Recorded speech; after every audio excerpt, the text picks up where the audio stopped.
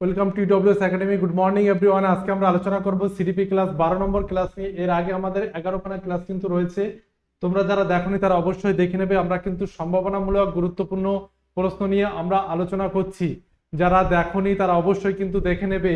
আমরা সিডিপির গুরুত্বপূর্ণ প্রশ্ন নিয়ে কিন্তু আলোচনা এবং অ্যানালাইসিস আমরা করে থাকি। আমাদের টিডব্লিউএস একাডেমি অ্যাপে কিন্তু আমাদের পেইড ব্যাচ শুরু হয়েছে, ডব্লিউবি টেট ফাউন্ডেশন 2024। সেক্ষেত্রে যারা এখনো পর্যন্ত এনরোল করেনি তারা অবশ্যই কিন্তু এনরোল করে নেবে। সেখানে পেইড ব্যাচে আমরা যেভাবে এমসিকিউ প্লাস আমরা ডিটেলস কিন্তু আলোচনা করি, সেটা এখানে কিন্তু সম্ভব নয়। সেই জন্য আমি বারবার বলছি যে আমাদের পেইড ব্যাচে যদি আসো তাহলে কিন্তু তোমাদের অনেকই সুবিধা হবে এবং পিডিএফ রয়েছে, মক টেস্টের ব্যবস্থা রয়েছে। সেক্ষেত্রে তোমরা উন্নতিকে কিন্তু আরো এক ধাপ এগিয়ে নিয়ে যেতে পারবে। 1 নম্বর প্রশ্ন দেখো, নিচের কোনটি সৃজনশীলতার প্রধান মৌলিক উপাদান নয়? নিচের কোনটি সৃজনশীলতার প্রধান মৌলিক উপাদান নয়? সাবলীলতা, মৌলিকতা, কার্যকারিতা, নমনীয়তা কোনটি? নিচের কোনটি সৃজনশীলতার প্রধান মৌলিক উপাদান নয়?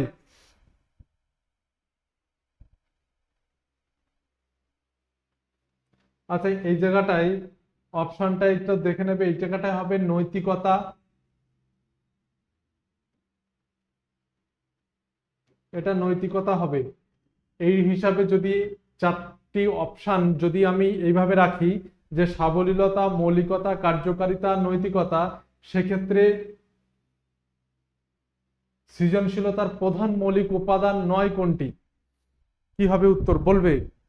সৃজনশীলতা মানে হচ্ছে যে সৃজনশীল চিন্তন, যেগুলো আমরা বলে থাকি যে মনে করো একটি ক্লাসে 50 জন ছাত্রছাত্রী রয়েছে, 50 জন ছাত্রছাত্রীর মধ্যে থেকে দুই একজন বাদে বাদবাকি গতানুগতিক ভাবে সবাই হাতের কাজ করে নিয়ে এসছে দেখা গেল, কিন্তু দুই একজন তারা একটু অন্যভাবে চিন্তা করেছে। সে অন্যভাবে চিন্তা করার কারণে তাদের যে তৈরি যে কাজটা সেটা কিন্তু অনেক ভালো হয়েছে এবং দেখতেও ভালো লাগছে। আবার দেখা গেল যে ক্লাসের অন্য অন্য ছেলে মেয়েদের থেকে কিন্তু তারা একটা ডিফারেন্ট জিনিস তৈরি করে এনেছে। সেক্ষেত্রে এটাকে আমরা সৃজনশীল বলবো। যে সৃজনশীল ভাবে চিন্তা করা, সেটা মৌলিক উপাদান নয় কোনটি? মৌলিক উপাদান নয় হচ্ছে সাবলীলতা। এই সাবলীলতা কিন্তু মৌলিকতার উপাদান নয়, মানে সৃজনশীলতা প্রধান মৌলিক উপাদান নয়। যেমন মৌলিকতা রয়েছে, মৌলিকতাও কিন্তু একটা সৃজনশীলতার উপাদানের মধ্যে পড়ছে।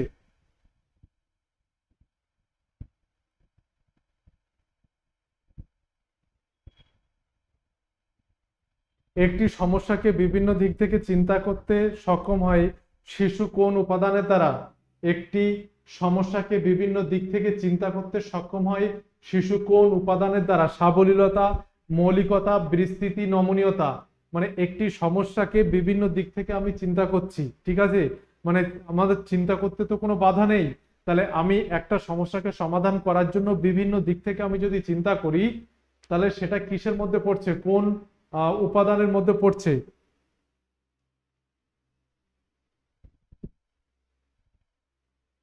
সাবলীলতা, সাবলীলতা, মৌলিকতা, বিস্তৃতি, নমনীয়তা। অবশ্যই উত্তর ঠিকভাবে করবে, যেটা হচ্ছে নমনীয়তা। নমনীয়তা যদি আমি দেখি তাহলে কি হবে, বিভিন্ন দিক থেকে চিন্তা করতে সক্ষম হয়, চিন্তা ভাবনা নমনীয়তা রয়েছে।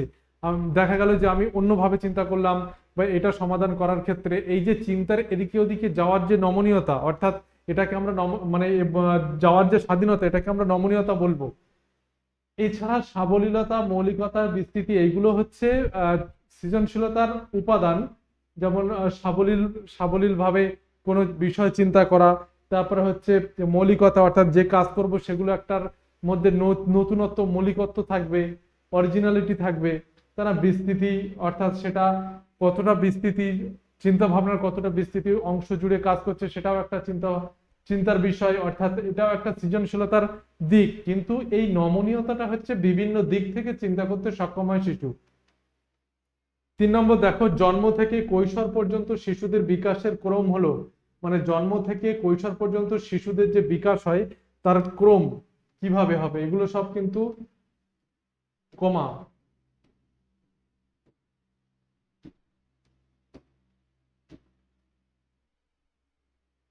জন্ম থেকে কৈশোর পর্যন্ত শিশুর যে ডেভেলপমেন্ট স্টেজ রয়েছে সেখানে তারা প্রথমে কোনটা কিভাবে আগে শেখে?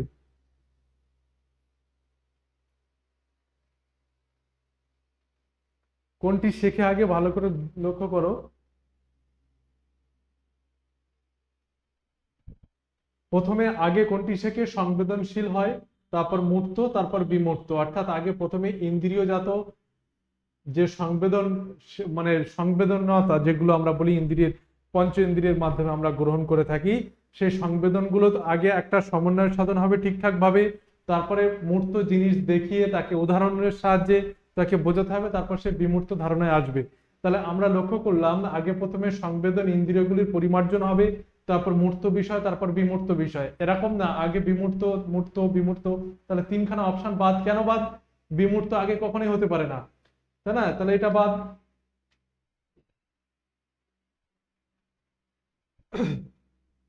মূর্ত আর যদি আগেও হয়, বিমূর্ত পরে হলো, ঠিক ঠিক আছে, কিন্তু সংবেদনশীলতা এটা সবার আগে হবে, আর প্রথমে তো বিমূর্ত রয়েছে, এটাও বাদ, তাই না? তাহলে এই জিনিসগুলো একটু মাথায় রাখবে। অপশন বাদ দেওয়ার মধ্যেও কিন্তু একটা উত্তর খুঁজে পাওয়া যায়। বাদ দিতে জানতে হবে বা বাদ দেওয়া শিখতে হবে যে কোন অপশনগুলো বাদ যাবে। তারপরেও কিন্তু যদি উত্তর খুঁজতে পারি তাহলে কিন্তু আরো সহজ হয়। 4 নম্বর দেখো, একটি অন্তর্ভুক্তিমূলক শ্রেণীকক্ষে যোগ দেওয়া উচিত। একটি অন্তর্ভুক্তিমূলক শ্রেণীকক্ষে কিভাবে যোগ দেওয়া উচিত?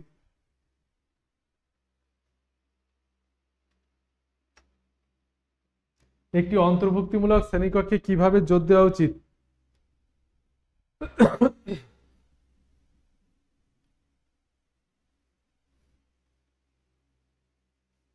অন্তর্ভুক্তিমূলক সম্পর্কে আমি এর আগেও বলেছি যে একটি সাধারণ শ্রেণীকক্ষে যেখানে বিশেষ মৃদু সক্ষম শিক্ষার্থী রয়েছে, তারা সাধারণ শিক্ষার্থীদের সঙ্গে একসাথে বসে শ্রেণীকক্ষের আলোচনা বা শ্রেণীকক্ষের যে কার্যক্রম সেটা এগিয়ে নিয়ে যাওয়ার একটা সাধারণ যে প্রচেষ্টা, তাকে আমরা অন্তর্ভুক্তিমূলক শিক্ষা বলবো।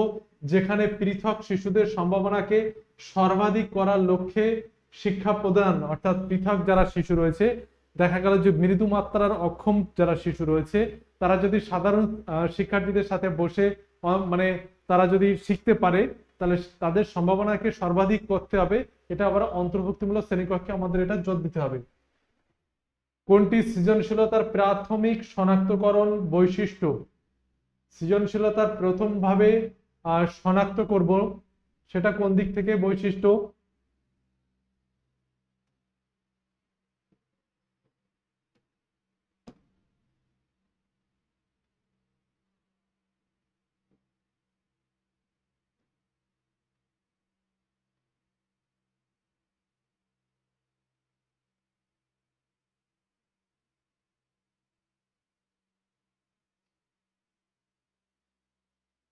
এটা নিয়ে দেখো যে এ বি সি ডির মধ্যে কোনটা হবে, এটা একটা উত্তরের ক্লু দেওয়া ছিল, এটা আমি কেটে দিলাম।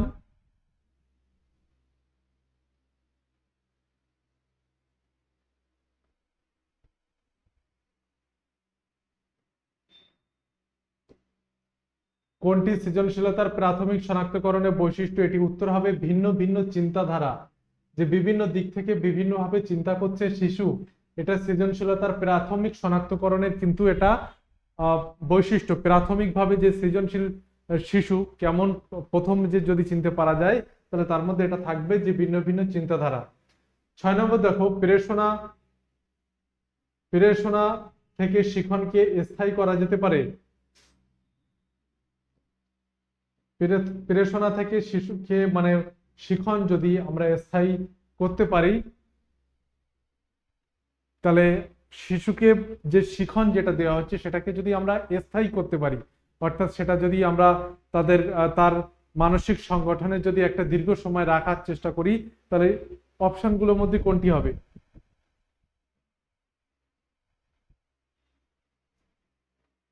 অপশন হবে দেখো, দক্ষতা ভিত্তিক লক্ষ্যের দিকে মনোনিবেশ করা।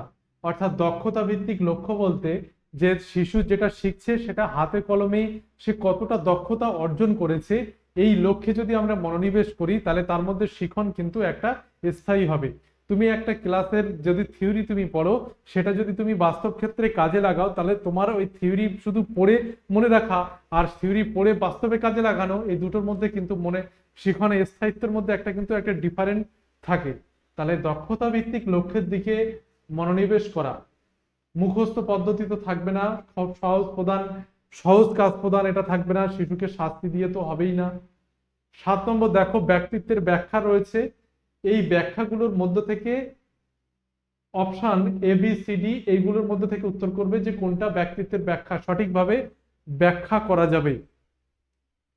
যে নিজেদের অন্যদের থেকে আলাদা করে রাখা, আত্মপ্রত্যয় গড়ে তোলা, নিজেকে অন্যের কাছে তুলে ধরা, সকলের সঙ্গে সুসম্পর্ক বজায় রাখা, বর্তমান এবং ভবিষ্যতে সার্থক অভিযোজনে সক্ষম হওয়া। ব্যক্তিত্বের ব্যাখ্যাগুলির মধ্যে কোনটি সঠিক হবে? উত্তর করবে। ব্যক্তিত্বের ব্যাখ্যাগুলোর মধ্যে সবচেয়ে সঠিক হবে যেটা, অনেকে সঠিক করার চেষ্টা করো,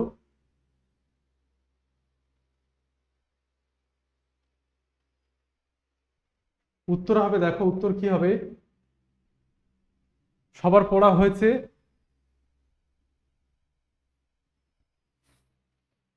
উত্তর কোনটা হবে? উত্তর হবে দুইয়েরটা হবে, যে আত্মপ্রত্যয় গড়ে তোলা, অর্থাৎ নিজেকে আত্মবিশ্বাসী করে তোলা ব্যক্তিত্ব বিকাশের ক্ষেত্রে, বা ব্যক্তিত্বের যদি আমি ব্যাখ্যা দিই তাহলে আত্মবিশ্বাস, যে ওই কাজটা আমি পারবো বা ওই ধরনের কাজ আমার দ্বারা সম্ভব, এই আত্মপ্রত্যয় প্রথমে গড়ে তোলা। তারপরে হচ্ছে দেখো সকলের সঙ্গে সুসম্পর্ক বজায় রাখা।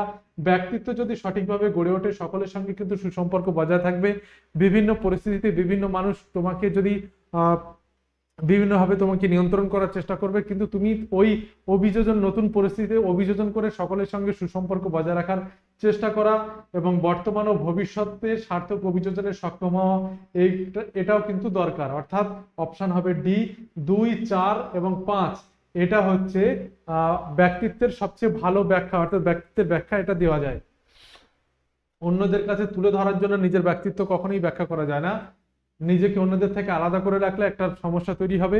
সেক্ষেত্রে ব্যক্তিত্বের ব্যাখ্যায় দুটোর মধ্যে দুটোই হবে না।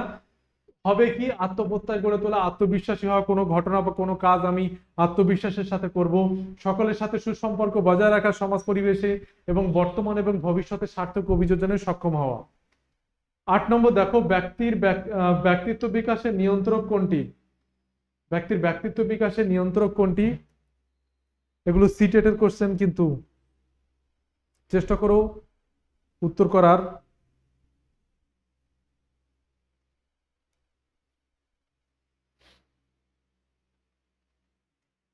ব্যক্তির ব্যক্তিত্ব বিকাশের নিয়ন্ত্রক, অর্থাৎ একটি ব্যক্তির যদি ব্যক্তিত্ব বিকাশ হয় তার কি কি প্রধান উপাদান তাকে নিয়ন্ত্রণ করে, অর্থাৎ ব্যক্তিত্বের বিকাশটা, ডেভেলপমেন্টটা কি কি নিয়ন্ত্রণ করে, সেটা কি হবে?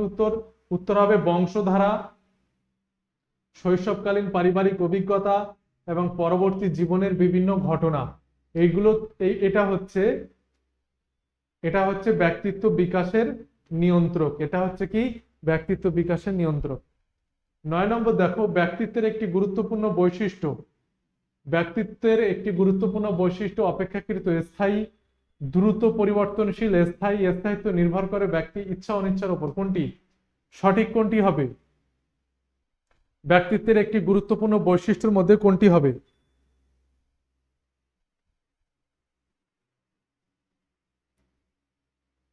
ভালো করে লক্ষ্য করো, ব্যক্তিত্বের একটি গুরুত্বপূর্ণ বৈশিষ্ট্যের মধ্যে এটা হবে যে ব্যক্তিত্ব একটা স্থায়ী, ব্যক্তিত্ব মুহূর্তের মধ্যে বদলায় না। আবহাওয়ার মতো, যে আজকে ব্যক্তিত্ব এরকম, কালকে ওরকম, পরশু আরেক রকম, এরকম হয় না। ব্যক্তিত্ব একটা স্থায়ী ধারণা, এবং সেটা যদি পরিবর্তন হতে হয় খুব ধীরে ধীরে পরিবর্তন হয়। 10 নম্বর দেখো ব্যক্তিত্ব বিকাশের প্রক্রিয়াগুলি কোনটি? ব্যক্তিত্ব বিকাশের প্রক্রিয়াগুলি কোনটি? বিভেদীকরণ, সমন্বয়করণ, পরিণমন, উপরের সবগুলি কোনটি? ব্যক্তিত্ব বিকাশের প্রক্রিয়াগুলো কোনটি? উত্তর হবে কি? ব্যক্তিত্ব বিকাশের প্রক্রিয়াগুলোই হচ্ছে উপরের সবগুলি। বিভেদীকরণ, সমন্বয়করণ, পরিণমন, এগুলো সবই হচ্ছে ব্যক্তিত্ব বিকাশের প্রক্রিয়া।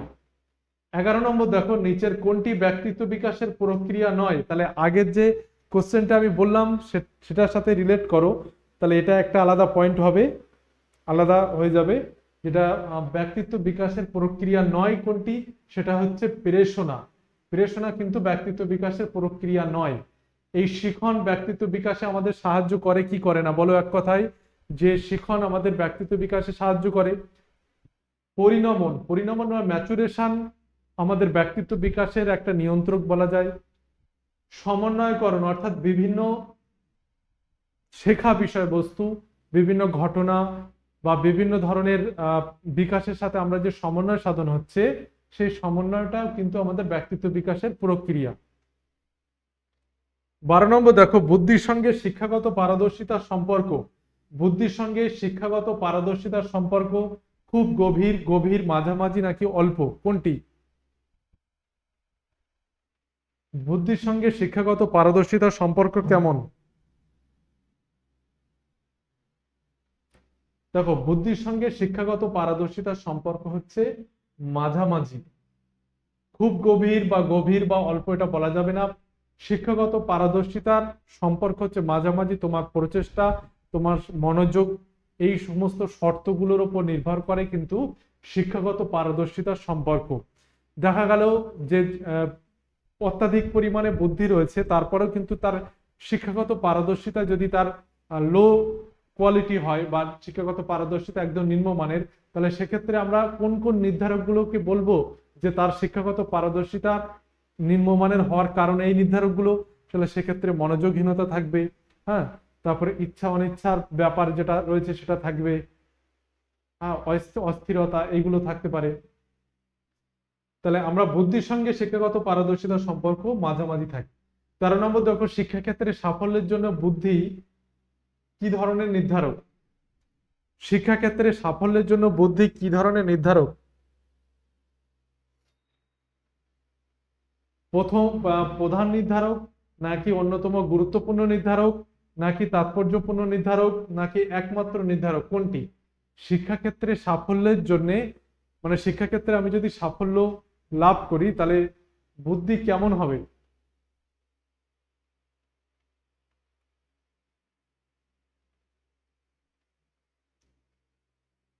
শিক্ষাক্ষেত্রে সাফল্যের জন্য বুদ্ধি হচ্ছে একটি তাৎপর্যপূর্ণ নির্ধারক বলা যায়, কিন্তু প্রধান নির্ধারক নয়। আমি ওই বললাম যে বুদ্ধির সাথে শিক্ষার সম্পর্ক যদি মাঝামাঝি হয়, তাহলে অন্য অন্য কিছু নিয়ন্ত্রক রয়েছে, উপাদান রয়েছে, যেগুলো আমার শিক্ষাগত পারদর্শিতাকে আরো ভালো করার নিয়ন্ত্রণ করে। তাহলে আমি যদি শুধুমাত্র বুদ্ধিটাই বলি তাহলে কিন্তু এটা হবে না যে শিক্ষাক্ষেত্রে সাফল্যের জন্য বুদ্ধি তাহলে প্রধান নির্ধারক হতো, যদি ওখানে প্রধান খুবই গুরুত্বপূর্ণ হতো যে শিক্ষাক্ষেত্রে বুদ্ধির সম্পর্ক।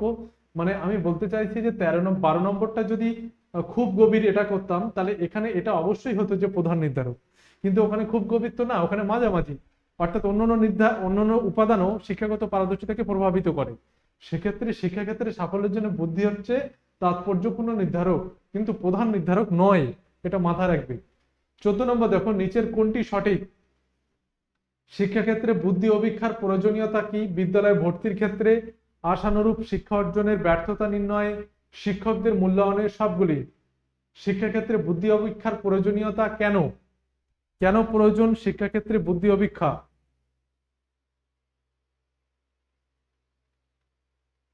কেন প্রয়োজন? প্রয়োজনটা কেন?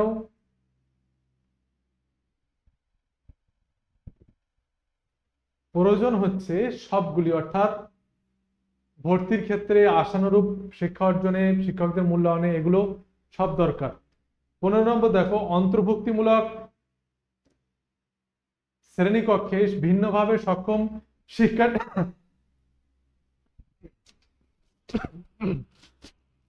ভিন্নভাবে শিক্ষার্থীদের ভিন্নভাবে সক্ষম শিক্ষার্থীদের চাহিদাগুলি মেটাতে শিক্ষক শিক্ষিকাদের নিচের কোন পথটি গ্রহণ করা উচিত? 22-এর কোশ্চেন, 22 স্টেটের উত্তর করবে। ভিন্নভাবে সক্ষম শিক্ষার্থীদের চাহিদাগুলো মেটাতে শিক্ষক শিক্ষিকাদের নিচের কোন পথটি গ্রহণ করা উচিত? উত্তর কি হবে? উত্তর হবে শিক্ষার্থীদের সামর্থ্যকে গুরুত্ব দেওয়ার দৃষ্টিভঙ্গি। সেটা হচ্ছে শিক্ষার্থীদের চাহিদাগুলি মেটাতে সামর্থ্য হবে। বাদ বাকি করে দেখো, সীমাবদ্ধতাগুলি কোন ক্লাসে, কোন শ্রেণীতে শিক্ষার্থীদের সীমাবদ্ধতাগুলিকে সবচেয়ে বেশি গুরুত্ব দেওয়ার দৃষ্টিভঙ্গি এটা থাকতে পারে না। শিক্ষার্থীদের অক্ষমতাকে, বিশেষ শিখন অক্ষমতাকে গুরুত্ব দিতে হবে, এটাও হবে না। সকল শিক্ষার্থীদের প্রতি নিরপেক্ষ আচরণ সম্পাদন হতো, কিন্তু যদি এখানে অন্তর্ভুক্তিমূলক শ্রেণীকক্ষ বলা হচ্ছে, যেখানে সাধারণ শিক্ষক মানে সাধারণ শিক্ষার্থী রয়েছে, আবার এদিকে কি বলা যায়, বিশেষ অক্ষম শিক্ষার্থীও রয়েছে। সেক্ষেত্রে শিক্ষার্থীদের যে যে যা পারছে তার সামর্থ্যকে যদি আমি গুরুত্ব দিই তাহলে তারা কিন্তু ভালোভাবে শিখতে পারবে। 16 নম্বর দেখো, যখন পুরনো স্মৃতি নতুন শিখনে বাধা সৃষ্টি করে তখন সেই ঘটনাটাকে কি বলে? কোন ধরনের বাধা বলে যখন পুরনো স্মৃতি নতুন শিখনে বাধা সৃষ্টি করছে?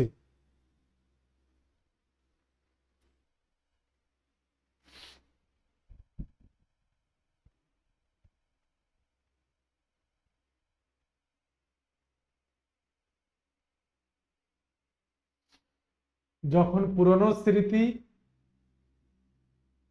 নতুন শিখনে বাধা সৃষ্টি করছে তখন সেই ঘটনাকে আমরা বলবো কি? প্রো অ্যাক্টিভ বাধা, অর্থাৎ সম্মুখবর্তী বাধা। প্রো অ্যাক্টিভ বলবো, কারণ কি? তুমি এই 24 সাল বা 2024 সাল এতদিন তারিখ লিখে লিখে অভ্যস্ত, ঠিক? এখন তুমি যদি 2025 সালে 1 জানুয়ারি বা দেখা গেল 2025 সালের জানুয়ারি মাসে কোনো তারিখ লিখতে গিয়ে দেখবে যে সালের জায়গাটায় ভুল করে 24 হয়ে যাচ্ছে। কারণ কি? পুরনো স্মৃতি অর্থাৎ 2024 সাল লিখে লিখে আমরা অভ্যস্ত হয়ে পড়েছি এবং নতুন শিখনে অর্থাৎ আমরা 2025 লিখতে গিয়ে সেটা বাধা সৃষ্টি হচ্ছে। এটাকে আমরা সম্মুখবর্তী বাধা বা প্রো অ্যাক্টিভ বাধা আমরা বলে থাকি, যখন পুরনো স্মৃতি নতুন শিখনে বাধা সৃষ্টি করে। যে সাল তারিখ, নতুন বছরের সাল তারিখ লিখতে গিয়ে ভুল করে আমরা আগের বছরটাকে সাল হিসাবে ধরে ফেলি, এটা একটা সম্মুখবর্তী বাধা। আর পূর্ববর্তী বাধার ক্ষেত্রে আমরা এটা বলতে পারি, পূর্ববর্তী বাধার ক্ষেত্রে দেখা গেল যে এর ঠিক উল্টোটা, এর ঠিক উল্টোটা কিরকম? দেখা গেল যে নতুন ছড়া যদি আমি একটা শিখি তাহলে পুরনো ছড়া শিশু দেখা গেল সে ভুলে গিয়েছে, এটা হতে পারে। এটা একটা প্রোঅ্যাক্টিভ বা রেট্রো অ্যাক্টিভ পূর্ববর্তী বাধা বলা হয়। 17 নম্বর দেখো, শিশু বিকাশের সেফালোকডাল বিকাশের অগ্রগতি হয় কোন নীতিতে? 22-এ আসা কোশ্চেন।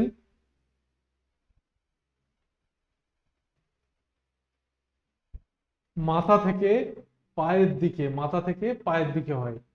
18 নম্বর দেখো, শিক্ষার্থীদের কাছে পাঠ উপস্থাপনের পূর্বে তাদের মূল্যায়ন করার প্রসঙ্গে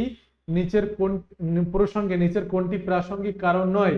মানে শিক্ষার্থীদের পাঠ উপস্থাপনের পূর্বে তাদের মূল্যায়ন করার প্রসঙ্গে নিচের কোনটি প্রাসঙ্গিক কারণ নয়?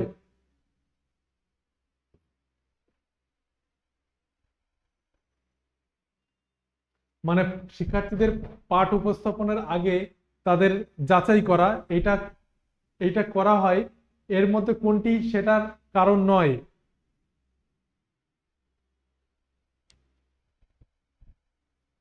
উত্তর হবে সি, শিক্ষক শিক্ষার্থীদের মূল দক্ষতা অনুশীলনের সুযোগ তৈরি করা।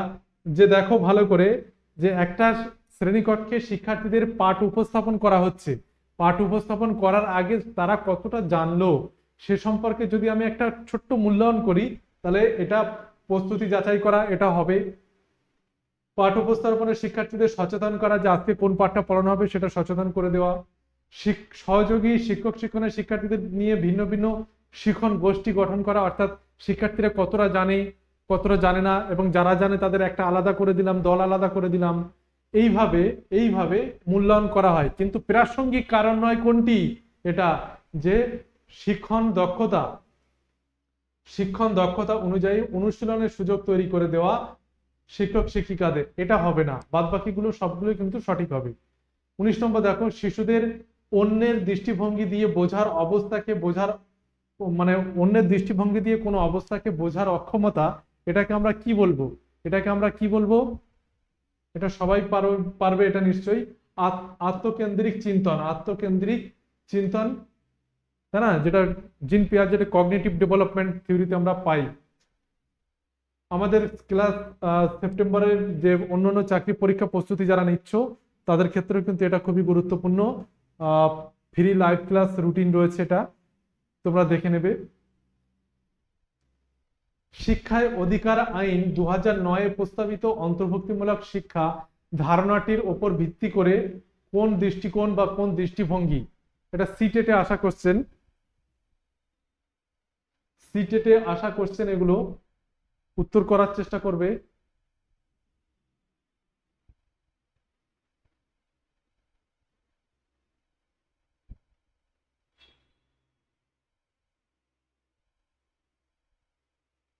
এটা নাম্বারিং ভুল হয়েছে, এটা 20 হবে।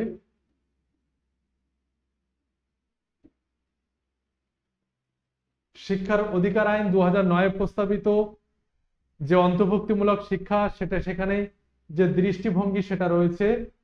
আচরণগত নীতি, আচরণগত নীতি হবে না। প্রতিবন্ধী প্রতি সহানুভূতিশীল মনোভাব, অন্তর্ভুক্তিমূলক শিক্ষা সহানুভূতিশীল মনোভাব, এটাও হবে না। প্রতিবন্ধীদের প্রাথমিক একটি অধিকার ভিত্তিক মানবতাবাদী দৃষ্টিকোণ, এই দৃষ্টিকোণ থেকেই কিন্তু আমাদের অন্তর্ভুক্তিমূলক শিক্ষাটা আসছে।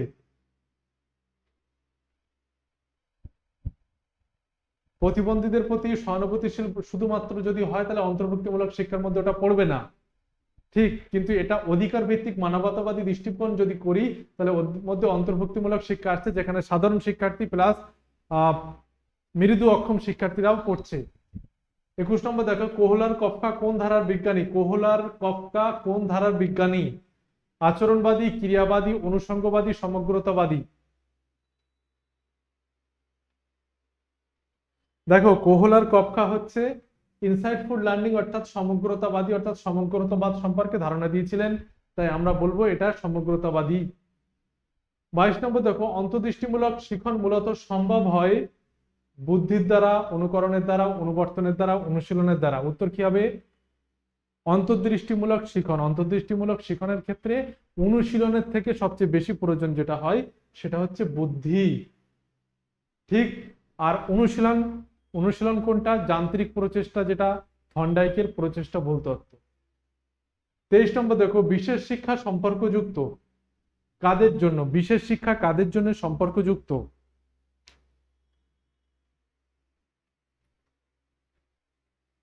উত্তর কি হবে? উত্তর বুদ্ধিমান শিশুদের শিক্ষার সঙ্গে বিশেষ শিক্ষা। অসমর্থদের জন্য শিক্ষক শিক্ষিকার, বিকলাঙ্গ কোনটা? ভালো করে লেখো, বিশেষ শিক্ষা কাদেরকে বলা হয়? বিশেষ শিক্ষা কাদেরকে দেওয়া হবে? যারা শিখতে মৃদুমাত্রায় অক্ষম বা অসমর্থ রয়েছে, তাহলে তাদেরকে আমরা বলবো যে অসমর্থদের জন্য শিক্ষাগত কর্মসূচি বিশেষ শিক্ষা। আমরা বলবো যে স্পেশাল এডুকেশন কারা? যে বিশেষ অসমর্থ যারা শিক্ষার্থী রয়েছে তাদেরকে আমরা শিক্ষাগত কর্মসূচির মধ্যে ফেলছি। আই উইশ টু সাইকোলজিক এডুকেশন কে বলেছেন? আই উইশ টু সাইকোলজিক এডুকেশন, আমি মনস্তত্ত্ব ভিত্তিক শিক্ষা চাই, বলেছিলেন পেস্তালাত্তি, মনোবিজ্ঞানী। 25 নম্বর দেখো, লিখন শিখনের ত্রুটি সংশোধনের ক্ষেত্রে শিক্ষক শিক্ষিকার করণীয় কোনটি? লিখন শিখনের ত্রুটি অর্থাৎ লেখার ক্ষেত্রে কিছু ত্রুটি রয়েছে, সেক্ষেত্রে সংশোধনের জন্য শিক্ষক শিক্ষিকার করণীয় কাজ কোনটি হবে? দেখো, প্রতিটি অক্ষরের সঠিক আকারগুলি সম্পর্কে শিক্ষার্থীদের নির্দেশনা দেবেন। কোনটি ছোট কোনটি বড় হিসাবে লিখতে হবে, ছোট হাতের বড় হাতের যেভাবে আমরা করি সেটাও হতে পারে, বা অক্ষরের আকার কেমন ভাবে হবে। লিখনের অনুশীলনের গুরুত্ব সময় দিতে হবে, এজন্য রুল টানা কাগজ বা লাইন টানা কাগজ কিন্তু সেখানে ব্যবহার করার পরামর্শ দেবেন, যাতে লাইন বেঁকে না যায়। আমরা ছোটবেলায় করতাম, মনে পড়ে? লিখনে ব্যবহৃত পেশিগুলোকে শক্তিশালী করার জন্য শিক্ষক শিক্ষিকা শিক্ষার্থীদের বালি বা মাটিতে লেখার অনুশীলন করতে বলবেন। উপরের সবগুলো। উত্তর কি হবে? উপরের সবগুলি। লিখন শিখনের ত্রুটি সংশোধনের জন্য। 26 নম্বর দেখো, শিক্ষিকাকে বাগানের মালির সঙ্গে তুলনা করেছেন কে? বাগানের মালির সঙ্গে তুলনা করেছেন শিক্ষক বা শিক্ষিকাকে কে? কেজি স্কুল কার? কিন্ডার গার্ডেন স্কুল কার? কে বলতে পারবে? কেজি স্কুল বা কিন্ডার গার্ডেন কার? ফ্রয়েবেল। তো ফ্রয়েবেল তাকে শিক্ষিকাকে বাগানের মালির সঙ্গে তুলনা করেছে। মালি যেমন বাগানে পরিচর্যা করে সেভাবে শিশুদের পরিচর্যা করবেন শিক্ষিকা।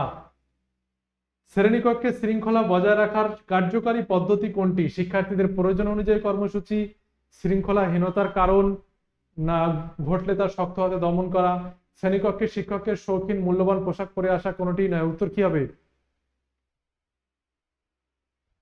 উত্তর হবে শিক্ষার্থীদের প্রয়োজন অনুযায়ী কর্মসূচি গ্রহণ। এটা একটা কার্যকারী শিখন পদ্ধতি বলা যায়। শিক্ষার্থীদের যখন প্রয়োজন হচ্ছে তখন সেই অনুযায়ী কার্যসূচি গ্রহণ করা। এই অপশনটা তো কোনোভাবেই হবে না।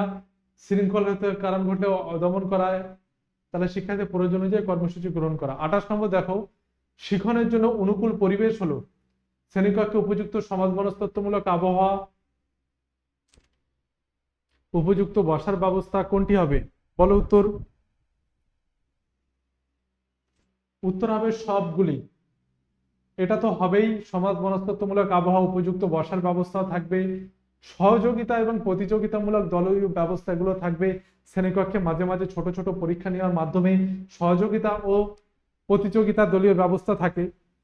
29 নম্বর দেখো, শিক্ষার্থী কেন্দ্রিক শ্রেণীকক্ষে শিশুরা সাধারণত শেখে দলগতভাবে, দলগতভাবে, প্রধান শিক্ষকের নিকট থেকে ব্যক্তিগতভাবে, কোনটি? এখানে কি বলা হচ্ছে দেখো, শিক্ষার্থী কেন্দ্রিক শ্রেণীকক্ষ, যেখানে শিশুরা সাধারণত, অর্থাৎ শিক্ষার্থী কেন্দ্রিক শ্রেণীকক্ষ মানে কি, যেখানে শিশুরাই প্রধান ভূমিকা পালন করবে, শিশুরা সাধারণত তাদের স্বাধীনতা থাকবে কিভাবে শেখার ক্ষেত্রে বা যে কোনো টপিক শেখার ক্ষেত্রে, সেক্ষেত্রে কি হবে উত্তর? উত্তর হবে দলগতভাবে শিখবে। শিক্ষার্থীরা দলগতভাবে যত বেশি ভালো শেখে, ব্যক্তিগতভাবে কিন্তু অত ভালো শেখে না, এটা মনে রাখবে। 30 নম্বর দেখো, শিক্ষকদের শিক্ষাগত দর্শন পড়ার দরকার কারণ, শিক্ষকদের শিক্ষাগত দর্শন পড়া কারণ কি? উত্তর কি হবে? দর্শনের ব্যাখ্যার মধ্যে দিয়ে শিক্ষককুল তাদের কাজের উন্নতি ঘটাতে সক্ষম হয়, অর্থাৎ তাদের কাজের যে উন্নতি রয়েছে, তারা কিভাবে টিচিং বা শিক্ষণের উদ্দেশ্য বা শিক্ষার ব্যাপক লক্ষ্য, এগুলো কিন্তু দর্শন আমাদের নির্ধারণ করে দিয়েছে, সেখানে শিক্ষাগত দর্শনের জন্য এটা দরকার। আজকে এ পর্যন্তই, পরবর্তীতে আবার সবার সাথে দেখা হবে। আমি আবারও বলছি যে 2024-এ আমাদের ব্যাচ কিন্তু অলরেডি চালু হয়েছে, আর TWS একাডেমিতে ব্যাচ শুরু হয়ে গেছে। যারা করনি, দেখনি, তারা অবশ্যই কিন্তু দেখে নেবে বা এনরোল করবে। সেখানে পেইড ব্যাচে কিন্তু ডিটেলসে পড়ানোর পরে কিন্তু MCQ হয়, আর সেক্ষেত্রে কিন্তু তোমাদের এক ধাপ এগিয়ে নিয়ে যেতে সাহায্য করবে। তাছাড়া PDF রয়েছে, মক টেস্টের ব্যবস্থা রয়েছে।